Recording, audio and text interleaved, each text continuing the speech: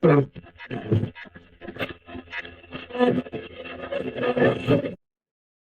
welcome to the latest episode of the Rich and Turbo Heavy Half Hour. This evening, you just get Rich. Find me on X at Fuzz Doom Rip, all the socials at Rich.Paiva, the Doom Charts contributor, doing reviews from Musopedia of Metal. And the show is a sponsor for the Tampa Doom and Gloom Fest 3, which we're super excited about. More on that soon. But you can't get too much further away from Tampa than where my friends from Spina are from. How are you guys doing from Bend, Oregon? The mighty and heavy Spina, who I've been chatting with for a little while, and I've been totally digging their new EP that came out last month called EP1, which means, I think for all of us, the good news that one kind of means there'll be a two and maybe something after that. So, but let's start with the guys and talk about EP1. Guys, how you doing tonight? Good. Good. Yeah. Thanks for having us. Yeah. Thanks for having us. Awesome.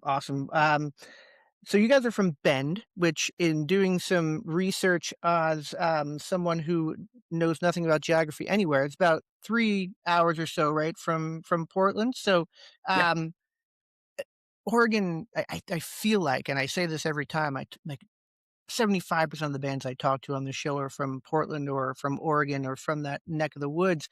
Tell us about Spina. Tell us about the four of you guys and what this band is all about, if you don't mind. Well, we started playing together. Actually, Seth and Tyler and I started playing together around 2000 in a cover punk band and just having fun and goofing around. Practice space was in our living room in a kind of a snowboarder slash raft guide house. And just kind of kept in touch ever since and got the opportunity to get back together and start playing again. And it's turned out to be a really fun project. So I love it. I love it. I can only imagine what went on in the snowboarder slash raft guide house in 2000 ish. That sounds like a time that you guys probably have lots of stories. Yeah. Yes, indeed. Lots of sticky. So I want to talk about the EP. That's a whole different podcast. So I want to talk about the new EP and about the band, the description, which I think is pretty cool because I think you mentioned just about every heavy genre in your Bandcamp description, and it's right too because I think you guys hit upon just about everything. When you guys got together as a band, did you have a vision in mind for what this was going to sound like, other than it sounding like a gigantic heavy monster, which it does? But like, did you say we're getting together, we're going to be a punk band, we're getting together, we're going to be a metal band, or did it just kind of organically happen? What the sound that came out of your of the release?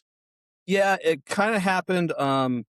I moved back to Bend after being in grad school, and Buck and I started playing kind of some doomy, heavy stuff. And it's like, let's tell Tyler we're gonna work on some punk stuff and see if he'll come over and play. And it just kind of went from there. And we've just kind of been, I don't know. Yeah, we lied a lot. Yeah, we lied a lot. And then we just keep kind of playing, and I don't know, we just keep writing new music and kind of doing whatever feels fun. Yeah, I think probably the coolest part about playing with these guys is that we all have like a huge, like our backgrounds are super different in music. Everybody has their own kind of style that they grew up on and that really influenced them. And we don't, sort of pigeonhole ourselves into like we have to play like this or have to play like that. We just let it fly. Like whatever your background is, just let it come out, and then it just seems to somehow all sort of gel together. And I think it makes it more fun, a little more organic. Yeah. Oh, it's awesome. Yeah. It's you kind of never know what you're going to get with a band like yours. And I talked to these guys, Cab Fighter, relatively local to you guys, up your way. And I think the reason why I dig their record so much is because I don't know what to call it. Like I don't know what like I threw some bands out there just because I'm a music nerd, and they're like, I don't know what bands you're talking about, dude, but like, here are the things that we like, and it was everywhere. It was all over the place, which is kind of what I hear in a really good kind of way, with the EP and the I guess you would call yeah, the 5 songs on the EP. But I think you guys lean way more towards the looking at the first thing that you say, crushing, which is the number one explanation of if somebody asked me about what this EP was, that was where I think I would go first. So I know you guys you mentioned you kind of as a crew are all over the map with your influences, but from the heavy side of it, from that side of it, what are we channeling on the EP for what maybe some of the more doom or metal folks who are listening would hear? That's a good question. Again, it's probably all over the place would be my guess. Like for me, I'm a huge like Spirit Adrift fan. I absolutely love those guys. They're not necessarily doom, but they're super, super heavy. And I love the just the sort of just banging riffs like that and then ripping solos. So anything in that world, it's like really draws me in. Yeah, I think mine is probably going to be more of like a power trip to uh, Dope Lord are probably 2 big influences for me because I like the just that crushing heavy Dope Lord sound, but then the riffs and the solos from Power Trip and the energy that they bring, just trying to bring some of that forward to get people excited about being at the show and having fun. That's awesome. And the coolest thing, I don't think I've had anyone mention any of those 3 bands on the show before, and I have records from all 3 of those bands in my collection. So I love that. Especially love like Spirit Adrift, like, what do you call them? Like modern metal? I don't know, but they're just awesome. Like, Yeah, it's yeah, just they're so good. eh, They're so good. Yeah. I think and they're really I drum heavy, which kind of lends Yeah. itself to like what we do. Ryan just, you know, elevated our crushes, elevated our game quite a bit with his drumming and really helped carry it forward to the next level. So it's just been a lot of fun. That's awesome. Ryan, who are some of your favorite drummers if you don't mind, since they've called out you bringing Yeah, the band yeah. to the next I level? mean, there's always the typical, like, Tool, Dream Theater, things like that, of course. I mean, I'm really into lately Sleep Token. They're just musically pretty high up there for me. So I try to like when I joined the band, because I'm actually the newest member, right? I've been in the band, I think what a year? Year? Has it been a year? I don't It's even know. close to So a year. something like that. Yeah. And they're like, well, we're Doom. I'm like, okay, I'm just gonna play what I play. So then it just kind of came out, where I do have some slower stuff, some doomier stuff, but then I'm also adding, in some faster things that you might not necessarily always hear in Doom, right? So there's a combination there. And I try to tastefully put in some like speed metal or, type things, but then I dial it back, right? And it's more almost like jazzy in a way. I don't know, like, just some different, which I like, it gives it really some dynamics there. Where I'm pulling from all of those different bands that I've kind of been inspired from. Very cool. Calling out some, like, real technical drummers too, as you, Yeah, yeah, those some of are the people who you mentioned there.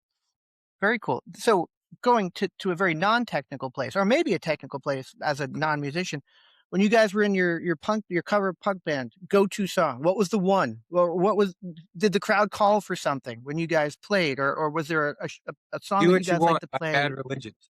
Yep. Do what you want. Ah. Do What You Want by Bad Religion in 1945. Social distortion. Social Distortion were Yeah. probably the 2 that got the most reaction out of the people. So yeah. Love it. Bad Religion is I wanna say a top 5 band, but I say that too often. So I'll say a top 10 band of all time for me. Like, I love Bad Religion so much. I could talk hours for Bad Religion. Every record, there's not a Bad Religion anything, except maybe the Christmas record, which I didn't listen to on purpose because I didn't want there to be a Bad Religion record. Their second I'm one, very that specific. second record, like never really came out. It's like all synthesizer. You heard that one? I pretend that doesn't exist. Yeah. Yeah, I pretend it doesn't exist. Into the Unknown. Yeah, I call it an EP, so it doesn't really it doesn't count. Right. I want to talk about some of the songs on here. I want to talk about Serial Killer to start. So track 2 on the EP. I could make a guess of lyrically where that one came from, but tell us a little bit about how that song came to be, if you don't mind, because that track is killer, and I think that's the one I think I've heard the most people just kind of call out and be the one on this particular EP that they're really digging. But tell me a little bit about that one, if you don't So mind.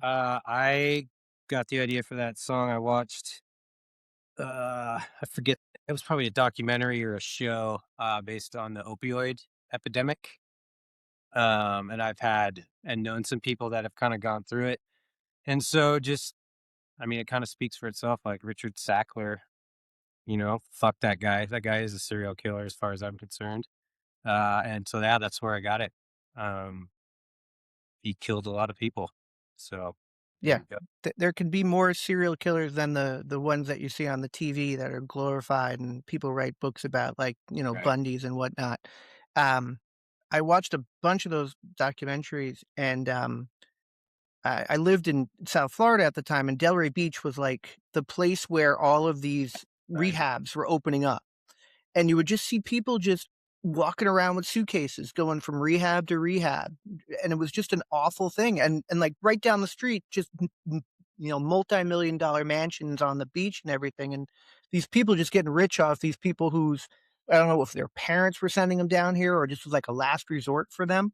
It was just, awful. So, yeah, it's cool that it's not it's cool that you're calling that out in this song, and that's what it's about. Because there are lots of songs about serial killers, but not it we're talking history. This is something deep and personal, it sounds like. Yeah, for sure. Yeah. Definitely. Where do you guys is that how you come to your writing? Mostly from a personal standpoint, life experiences or things like that, or a little bit of everything? How do the songs come up from Spina when you guys are writing? It's a good question. Yeah, I mean, for me, definitely personal experience. Yeah, I mean, it's just kind of what pops into my head and where my heart is at the moment, and then wherever the riffs lead. And I mean, it's kind of I don't necessarily plan it. A lot of times, like songs, just an idea pops into my head, and then I run with it. I don't. It's not like a long term thing. It's just more of a organic, like that'd be a great idea for a song, and then go for it. Yeah, I think Uh, usually I will go with the music first and then add the lyrics on top of it, whatever that inspires me to think about and move forward with. I've always kind of done that instead of coming up with the lyrics and trying to match music to the lyrics. I can match lyrics to music all day long, but going the other way, it's an impossibility for me. So yeah, Yeah. it I'm it's always always just interesting to jotting me. down lyrics, stream of thought all the time, and then working on riffs. And if they come together, they come together. So It's fascinating to me as someone who would never be able to do anything like that, to create, something like that, and how you kinda all 3 of you guys have a little bit of a different kinda path to how you get there, and then when you get there as a band, do you bring ideas in, or do are you kinda throwing them back and forth to each other and figuring out which ones are gonna work, which ones are not, and how democratic is that process?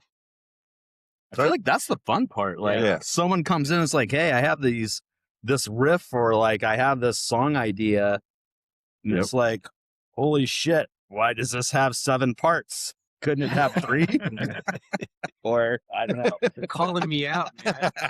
But no, it's yeah, and then we work on it, and like everybody, I think it's very democratic. Like Definitely. we change shit all the time. I think and everybody's got a voice in what happens when somebody brings something to the table, and I think that's everybody's very open to like making changes and making sure it works for everybody, and making sure that the flow sounds good when we start playing it, because sometimes it sounds like a good riff part and another riff part together, but then the like the bridge going from one part to another might be a little challenging, and so we change things up a little bit, and it's good for everybody to be able to put in their input without being shot down.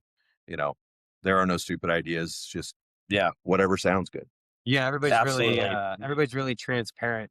Nobody's feelings get hurt. It's everybody's honest. It's not a contest of who can write the best song or we should do it my way or anything like that. It's a definite group effort, which makes it, I think, more fun, and I think you get a better final product as well. Yeah. Awesome. So before we get to something that's never happened on the Rich and Turbo Heavy Half Hour show before, I want to just talk a little bit more about, the EP is out now. It's killer. It's been out for less than a month, and it's very high up on my Doom charts list, which you'll see when I send that out tomorrow. Because I think it's killer. I think it's different. I think it doesn't sound like anything else that I've listened to this month. So what are your plans as a band now? You've dropped your EP. Are you playing shows? What's the next for 2026 for you guys?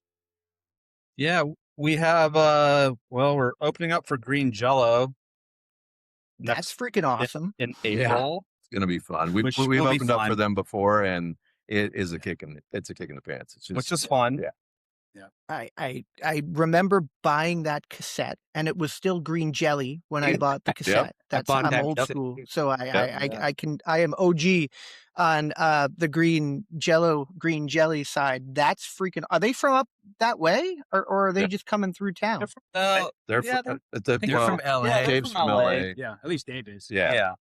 And he kind of is the orchestrator for their whole thing. The first time when we played for them 2 years ago, it was rather interesting because we showed up and opened up, and then they started their show, and it was kind of like a Freak show. it's like a sideshow. Vaudevillian, Yeah, it's very Just- like a guy was like hammering nails through his nose and sword swallowing, and so it goes through all these different levels of music and entertainment, and so it wasn't what I expected, but it was definitely entertaining. Yeah. So Tons of fun. Yeah. Tons of fun.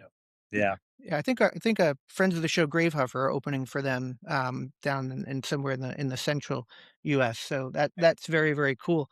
Yeah, I have not listened to that record in a very long time. I need to go pull that out again. I'm sorry I interrupted. I got very excited about Green Jello. What else you guys got going on from a Well, show standpoint? Since you have a Cab Fighter shirt on, I'll say we might have a show with Cab Fighter coming up in Portland. Haven't Excellent. officially released it yet or announced it, but yeah. So we're getting out of Bend. Yep. That's the plan. Yeah. Yeah. Yeah, we're gonna go to Eugene, and then we're gonna go to Portland, and possibly somewhere else, or maybe not. We might end up just hanging out in Portland and hanging out with some other bands and getting some good ideas, and just having some fun for an extra day or something. But as of right now, I think we have two out of town shows, and then that will be our first time getting out of Bend. So Very cool. short Very tour. cool. Yeah. I had. And one of those might be with Hey. I think those guys. Another friends of the show, Elkwich, amazing band. We love those guys. I've been chatting. Underrated, like their records that they put out are some of my favorite things that have been in the 2020s. To be honest with you, just love the band, love the imagery, and love the everything that goes along with them. And Cab Fighter, I've been chatting with he goes by Dick Shivers, but I've been chatting with Dick from Cab Fighter, and when I mentioned the name, the other guy, Dick, was not on our on the show when I had them on. They just kind of laughed and shook their head at the name he's given himself. But just really cool people and music lovers, and just love chatting with them and talking with those guys. But how is that being in Bend, which is 3+ hours from kind of the bigger scene that's out there? Is it it's cool to have it on the periphery, and you go into the big city. I'm using air quotes there, of course. But Yeah. what is that like being part of like the scene there, or are you you come in and you're kind of welcomed by the Portland scene, or however that might work? Yeah. I mean, our first show we ever played with was with Slow Goat here in Bend, and a local band, Vacancy Floor, and another band, Non Ether, here in Bend. Like, we have a good scene over here, and there's a lot of good bands, but there's a good connection, I would say, with between Portland and even Southern Oregon, like where Elkwich are from. Gatekeys, right? Yeah. Yep, Gateus. Yeah, we played with Gateus. I mean, from Portland, they came down. So it's there's a good scene here in the Pacific Northwest. I think we've lent ourselves to supporting traveling bands that are coming through from the Portland area, Seattle, Southern Oregon, that we're looking to help, boost their ticket sales. And it's fun that we get to be the local guys that get the word out and get everybody hyped on the show. And they really appreciate that. So I think we've kind of done a good job of like making good connections and making friends with people that we wouldn't otherwise have the opportunity to hang out with. So for sure. We'll be the ones That's out very there cool. putting flyers up, right? Running around like 100 different shops, things like it's that. like So the we old try school to days. do a lot of different things, Yeah. promotions and things like that. So The We're punk old rock guys. We're old the school. punk rock guys who were, the punk rock guys who were, who are hyping up their show. I completely get that. And hoping that we get a Slow Goat record this year. I've been bugging Rosie to come back on the show and talk to us about that, hopefully soon. But yeah, the the Portland scene is just crazy. Every couple of weeks, there's another band that I just seems to pop up from that area, and they're all really good, and they're all very cool people too, who I chat with. Um, and it's a cool thing that you do also to be kind of like the local band who opens for the bands coming through. There's a band that I have on the show who I've now call friends by the name of Florist, and they're kind of local to Tampa and Orlando, and they were kind of playing that role. And now they just signed with Ripple. They're going to put out a record on Ripple and just kind of started making their own thing, which is also cool because at least I think you start to network, you start to play these shows, start to make these friends and make these connections, and it just becomes like a thing. So, I think the bands who put that time in are the ones who wind up reaping the benefits, hopefully, for all those bands who are putting the time in. Now, you guys have 5 songs here on this EP. And again, I mentioned earlier, it's called EP1, which to me indicates potentially an EP2 or something 2, 3, something going on. What are the plans, if you don't mind me asking, or what you can divulge at this point? Well, we have what, maybe 4 unrecorded songs, 4 or 5. 4 or 5. 4 or 5. So yeah, it's all about polish. We got a couple that we need to polish up, and then get on the books for our recording studio. And yeah, so we've got the material. We just gotta get in the studio and get it out there. So hopefully in the next handful of months we can get in there, figure something out, and Yeah. get the ball rolling with that. Yeah. Yeah. I think we typically like to take our time getting something ready to play out so that it's a good finished product when we take it out and play it for people so that it doesn't sound too sloppy. So we've done that. I mean, everybody's done that, but it's one of those things where, we like to make sure that if you hear the song once, you're going to hear the same song again. And so we like to grind out the practice time and make sure we're getting the quality out there. So. Very cool. I'm just a greedy bastard. I mean, this record came out in February, like literally like 3 weeks ago. So I'm already asking about new material. Yeah. No, But we have let's it. now. Well, that's good. It's good. If you were like, Rich, shut the fuck up. I mean, we just put this EP No, out. We no, can talk about the EP and not about the new stuff. That would have been a fair response to that question. So, as I mentioned, we're going to do something different and special that we have not done on this show before. What are we going to do now? Because I'm very, very excited about this. But what should now the people listening and watching expect? Well, we're gonna play a song. Yeah. we'll see. Yeah. Off of a phone, right? Off of a phone. Yeah. It's gonna be a little blurry, but Yeah. we'll see what happens, man. Look, a podcast about music where a song gets played. Holy shit, what a revelation. And there's only been like 200 episodes of this, and this is the first time it's happening. So I'm excited. What song are we going to hear? Want to pick it? Do you have a favorite? It sounded like Serial Killer. I love Serial Killer. If you guys don't mind doing Serial Killer, I would be happy and would love to hear that. Let's do it. Let's do it. All right. Take us just a sec. All right. Give us Give a us a sec. second to get warmed up here.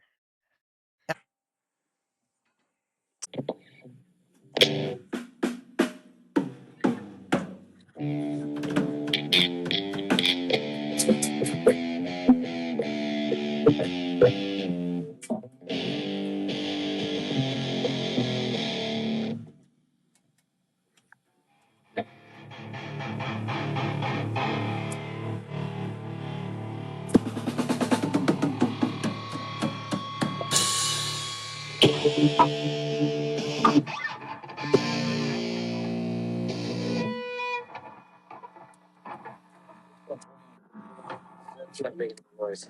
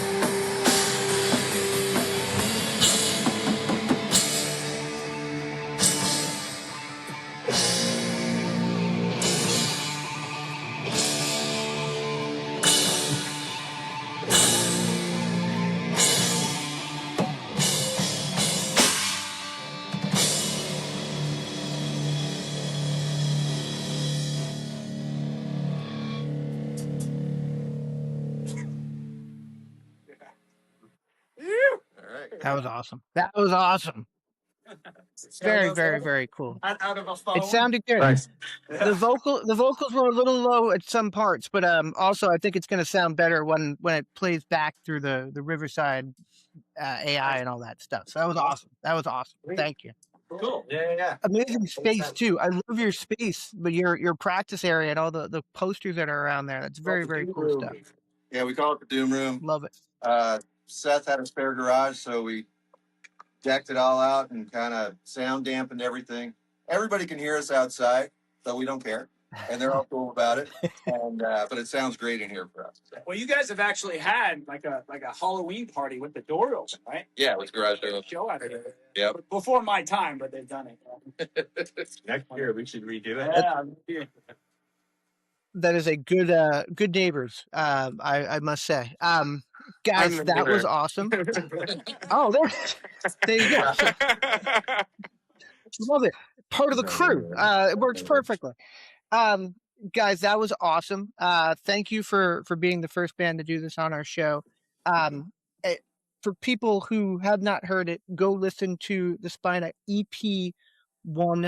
It's out now. It came out a couple weeks ago.